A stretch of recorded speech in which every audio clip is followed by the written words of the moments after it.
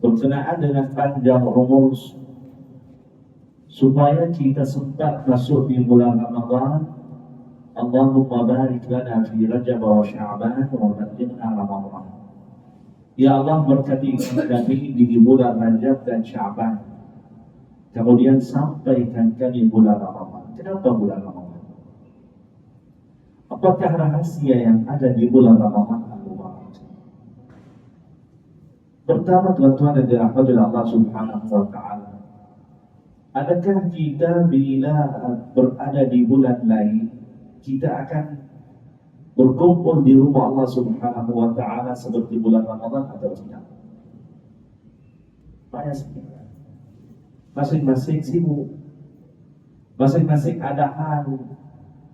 Tetapi bila bulan Ramadan, hati kita yang tergerak untuk kita datang ke masjid atau rumah Allah Subhanahu wa Ta'ala untuk melaksanakan ibadah. Maka itu adalah amalan Nabi kita, Nabi Muhammad sallallahu alaihi wa ala alihi wa sahbihi wasallam. Dalam sebuah hadis yang diriwayatkan oleh Sayyidatuna Aisyah, apabila datang bulan Ramadan, baginda sallallahu alaihi wasallam syadda mi'zara. Apa maksud syadda mi'zara? Ikat tali pinggang. Maksudnya dia akan jadi bersungguh-sungguh di bulan Ramadan, melaksanakan ibadah yang sempurna di bulan Ramadan. Dia tidak ada sifat malas di bulan Ramadan al-Mubarak, bahkan di luar bulan Ramadan pun sama.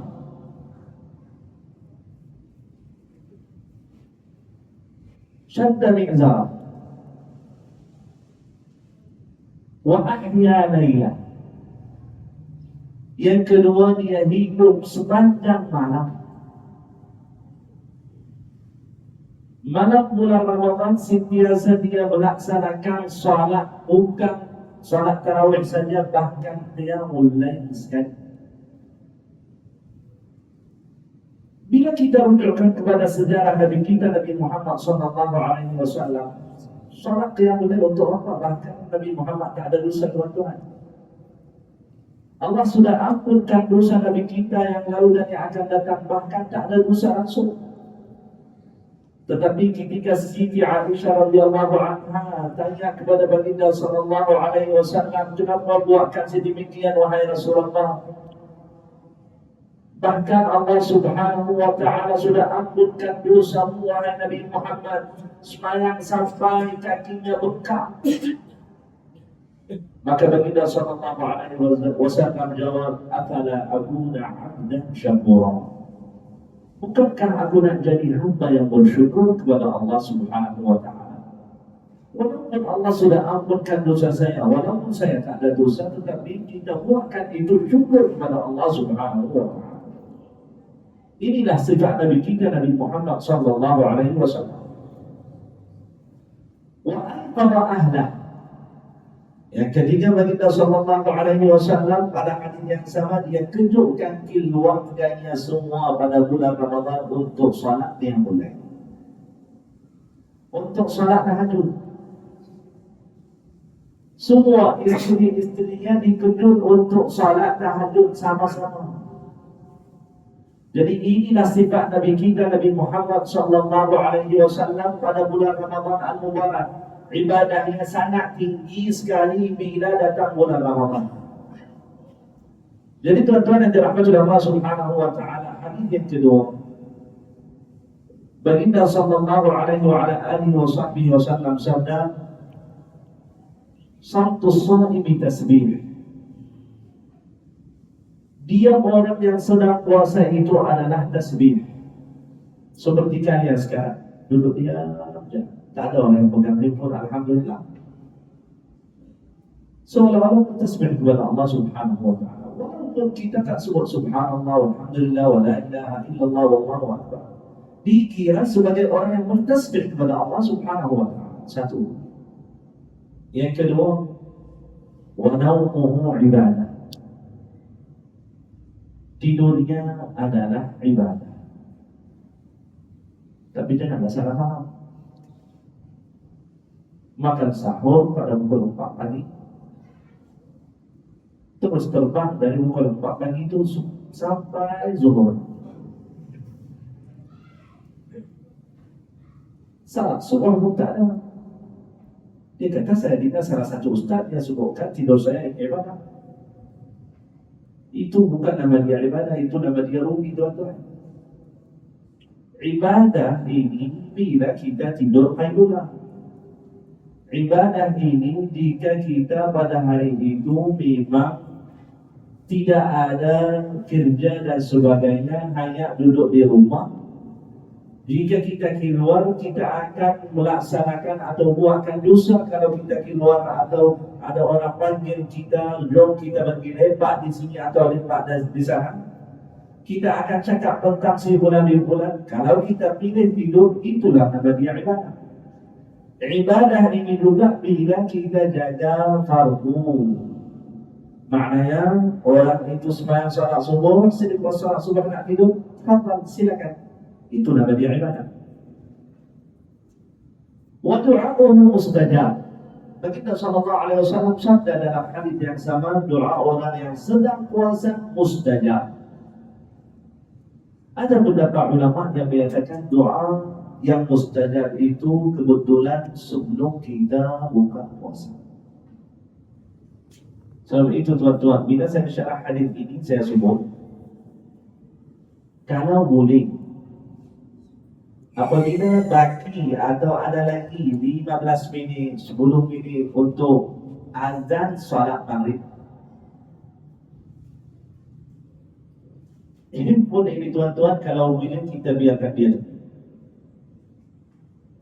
Jangan kita sebut Allahumma inna nas'aluka bismika al-a'zam. Tengok di sini TikTok pun ada, di sini pun kita doa. Tak jadi. Nak doa kita diterima oleh Allah Subhanahu wa ta'ala, harus kita kena bertawajuh. Apa maksud bertawajuh? Kita kena fokus kepada doa 100%.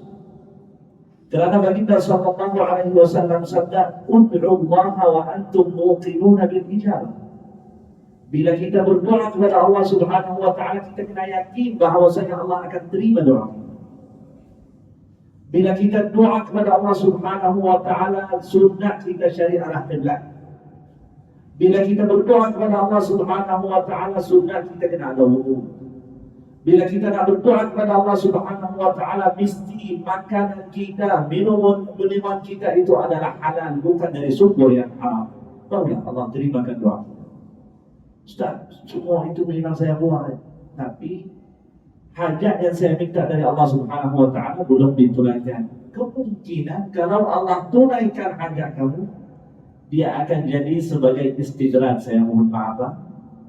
Istidraj ini maknanya, kalau Allah bagi hajat yang kamu minta darinya, kamu akan jauh dari Allah Subhanahu wa ta'ala. Atau dia lapakkan doa itu, biarkan doa itu untukmu nanti di hari akhirat nanti insyaAllah. Ini yang kita kena faham. Maka doa mustajab ini tuan-tuan, sebelum kita berbuka puasa, apa doa yang harus kita kena buat? Dengarkan saya sebentar tadi selepas salat Isya. Kita sebut asyhadu an la ilaha illallah, astaghfirullah, nas'aluka al-jannah wa na'udzubika minan nar. Kebetulan ini salah satu hadis Nabi kita, Nabi Muhammad sallallahu alaihi wasallam. Baginda sallallahu alaihi wasallam sabda, apabila datang bulan Ramadan, maka kita kena banyakkan di dalamnya 4 zikir ini.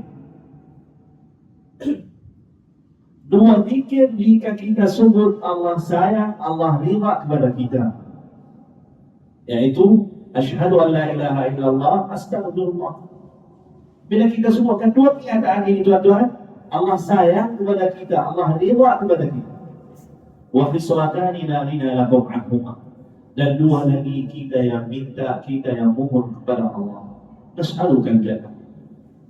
Ya Allah, kami mohon padamu syurga. Wa na'udzubika minan nar. Jauhkanlah kami dari api neraka ya Allah. Inilah yang sebetulnya kita kena ambil dan baca tiap-tiap hari sebelum kita berbuka. Bacalah doa yang diajarkan oleh Nabi kita Nabi Muhammad sallallahu alaihi wasallam. Yang kedua,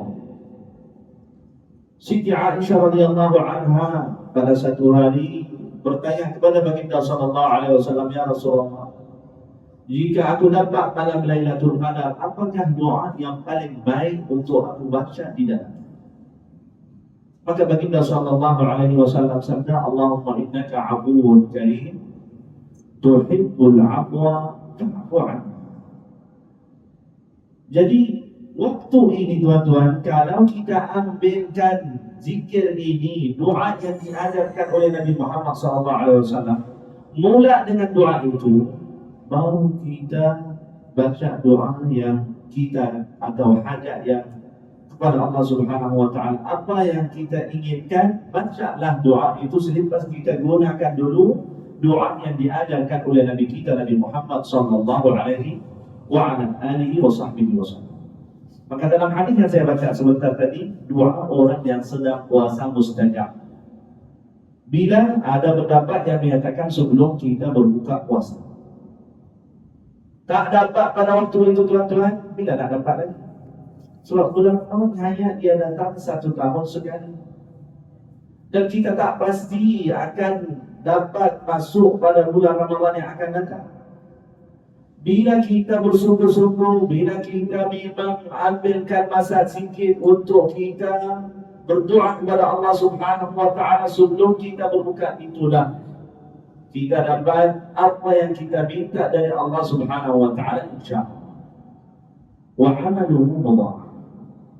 Baginda sallallahu alaihi wasallam sabda, amal orang yang sedang puasa digandakan oleh Allah Subhanahu Wa Taala. Bukankah kita sembahyang sebentar tadi salat Isya berjamaah? Pahala dia bukan seperti satu fardu. Pahalanya di sisi Allah Subhanahu Wa Taala sebanyak 70 fardu. Subhanallah. Bahkan sunat ba'diyah tadi yang kita sembahyang salat sunat ba'diyah untuk salat Isya tadi, pahalanya bukan seperti sunat tuan-tuan. Di bulan Ramadan, khusus di bulan Ramadan saja pahalanya seperti fardu. Begitu juga orang yang infak, Masya Allah saya nampak di sana ramai orang yang dia memang infak untuk iftar Ramadan. Bila kita berinfak seperti itu, memang itu bukan rumah Tuhan. Rezeki kita tak akan kurang atau kita rasa ada kekurangan dari apa yang kita keluarkan di jalan Allah Subhanahu Wa Taala. Bahkan rezeki kita akan bertambah bila kita buatkan hal yang seperti ini atau keluarkan sedekah untuk orang yang nak berbuka puasa di bulan Ramadan al-Mubarak. Pahalanya bukan dia jadi satu pahala, digandakan oleh Allah Subhanahu Wa Taala sampai dia jadi 700 kali ganda. Begitu juga Al-Quran Al-Karim ini yang terakhir tuan-tuan, sebab kita nak sembahyang salat tarawih. Atau sudah habis kuliah terus kita balik? Baik. Bila kita baca Al-Quran, masing-masing di seluruh dunia, bukan di Malaysia saja, selepas salat tarawih ramai orang yang duduk di masjid atau surau untuk bertadarus Al-Quran. Kenapa kita buat macam itu? Kebetulan Sayyidina Jibril alaihi salam tiap-tiap malam dia turun bertadarus Al-Quran bersama Nabi kita Nabi Muhammad sallallahu alaihi wasallam setiap tahun. Dan mereka khatam Al-Quran setiap tahun untuk tadarus ini sekali. Jadi kalau kita dapat sekali, alhamdulillah. Janganlah kita ada kesungguhan pada 10 yang pertama, tiba-tiba bila datang 10 yang terakhir itu kita sudah jadi lain. Kita pun tak mampu atau memang tak sampai tahap yang seperti ini, seperti Imam Syafi'i radhiyallahu anhu tuan-tuan. Imam Syafi'i bila datang bulan Ramadan dia khatam Al-Quran berapa kali? Bukan sekali, bukan dua, bukan 20, bahkan 60 kali. Ini sudah khawas, sudah luar biasa. Kita kalau dapat dalam sebulan itu khatam 2 kali atau sekali, syukur, alhamdulillah. Maka apa yang kita baca di dalam bulan Ramadan itu dialah yang akan syafaat kepada kita nanti di hari kiamat. Kerana ada dalam sebuah hadis tuan-tuan, dari amalan kita yang akan syafaatkan kepada kita nanti di hari kiamat, Baginda sallallahu alaihi wasallam sabda, pertama adalah puasa. Bila orang itu kakinya tergelincir nak masuk dalam api neraka, puasa itu datang, ya Allah, si bulan ini ketika dia hidup dulu sentiasa dia menahan makanan dan minuman kerana-Mu, ya Allah, aku syafaatkan kepada si bulan ini, keluarkan dari dia. Ini yang pertama. Yang kedua tuan-tuan, Al-Quran. Bila kita tadarus Al-Quran yang saya sebutkan sebentar tadi, Baginda sallallahu alaihi wasallam bertadarus Al-Quran bersama Sayyidina Jibril alaihissalam setiap tahun. Tetapi tahun yang terakhir dia bertadarus Al-Quran dan khatam Al-Quran bukan sekali, bahkan 2 kali.